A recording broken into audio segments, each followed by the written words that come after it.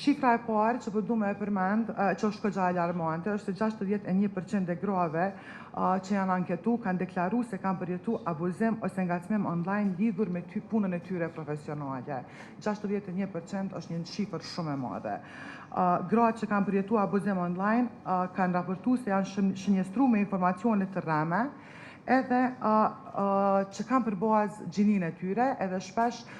deklarojnë se nuk janë sulmuar për shkak të punës së tyre profesionale, mirë po për shkak të gjinisë së tyre, edhe gjithmonë aspekti personal është prezent. Por kjo hera fundit që më ndodhi këtë vetë, nuk ka qenë ndoshta më rëndë se sa herën e parë. Për faktin që më nuk kam qenë e gatshme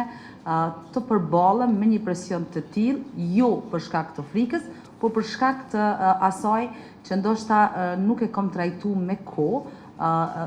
asaj psikologjikës, asaj brenda meje që ka ndodhur gjatë 2 viteve të ballafaqimit me rastin e Kingsit, pikërisht për shkak se tashmë më janë rritur fëmia,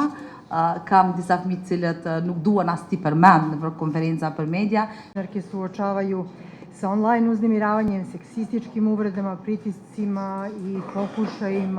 i pokušajima profesionalne degradacije. Tash e disa vite jemi të ballafaqu si komunitet me komente fyese në rrjetet sociale që vazhdimisht jemi të avoku për marrjen e masave të këtyre gjanave. Kemi pas edhe bashkëpunime të vazhdueshme me AGK-n